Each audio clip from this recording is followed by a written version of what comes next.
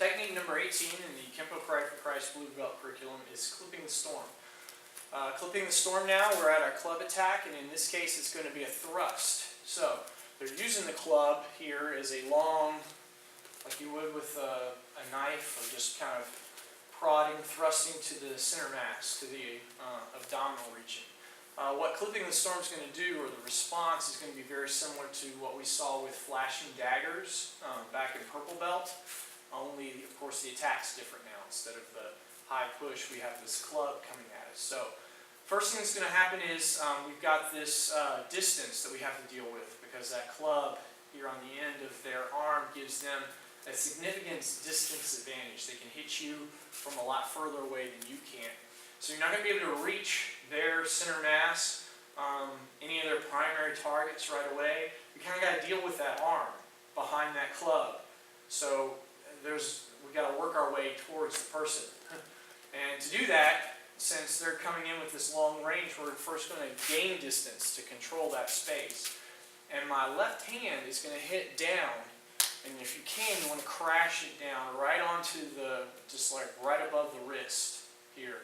And there's a nerve that comes through the funny bone, the back of the elbow, and it crisscrosses over your wrist at the top. It's not on the wrist itself, it's just above it there. And sometimes you can see there's a blood vessel too that passes over. One of the veins will be like right on top of it. But if you kind of bounce your fingers on that and you feel a little bit of numbness or tingling in the tips of your fingers, that's what you're on right there. And that's being light and gentle and just kind of tapping it. So in this case, you're going to smash that sucker as hard as you can. Stepping back, and I'm coming into this scimitar position here, which we saw with our Heian Nidan position here, this scimitar position, is the way our Kung Fu forms kind of end. I'm doing a downward hand sword right on that spot with their right wrist as it thrusts in, hitting that wrist, and this other hand here is chambered up high by the ear, getting that distance. So I'm going to use a long-range weapon of mine to hit what's closest, and in this case, it won't do any good to hit the stick, so I've got to get that hand that's behind it. So as a drawback, boom, try and hit that wrist. Hopefully the stick isn't so long. Of course, this technique, if you're dealing with a stick that, as you step back and extend your arm, if you still can't reach the wrist and it can reach you with the point of the stick, then it's too long. You're going to have to zone off a little bit. You have to kind of move to a diagonal and almost get out of the way of that thrust. So this is a club thrust, but it's not a long, when we say club, we're thinking about probably 1.5 feet, maybe 2 feet long. Anything longer than that, you're looking at, this probably isn't going to work if they're practically thrusting you with like a cane. But for a baton or a club, this will work fine. Just step back and hammer down onto their arm. If it is longer, again, I'm going to have to move out to the side slightly and get out of line with that thrust.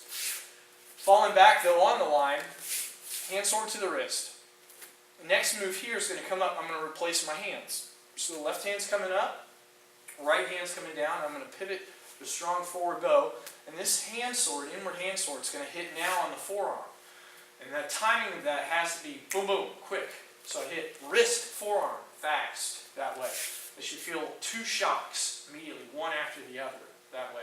And what that should cause, that double shot to the arm, should cause them to release the stick right away. That's kind of what we're counting on for this technique. You can do the full technique and then still have the club the entire time, but there's not built into the technique a disarm part. There's not a point where now we're going to take the stick away. This technique assumes that this first step here, immediately followed by the second, is enough that that shock to the arm is your disarm. But again, if it doesn't, and they still have the stick, you can continue with the technique. That's okay. So we go left hand sword to the wrist, right hand sword to the forearm here. Now, I'm coming up the arm, wrist, then forearm. The next shot is going to be, and I'm pivoting back, forward bow, back to neutral bow. Next shot's to the throat, carotid side, boom, outward hand sword to the throat. And then that arm and club are still in the way. I'm going to finish with a downward block to clear that as I advance and palm strike to the chin. From there, full cover out, 12 o'clock. So again, even if they're still holding the stick and they're hitting wrist, forearm, throat, chin, and you're knocking the stick out of the way as you move forward that way, so it's not in space. You can do all that and then still be holding on to the stick, that's okay. But it should be that that first shot on the forearm causes them to let go of it. Again, step back, left downward hand sword on the wrist, right inward hand sword there to the forearm, outward hand sword to the side of the throat, clear the arm down, palm strike to the chin. We'll cover out to 6 o'clock. So you can see the familiarity of that and our flashing daggers there from that under, out section, followed by over with a punch. In this case, that'd be our palm strike. The technique would be over there in this case. So there would be a follow-up to that. But as they do the thrust, we want to get in, do what we got to do, and get out, especially if they still have the weapon. So I hit wrist, forearm, throat, chin. We'll cover out.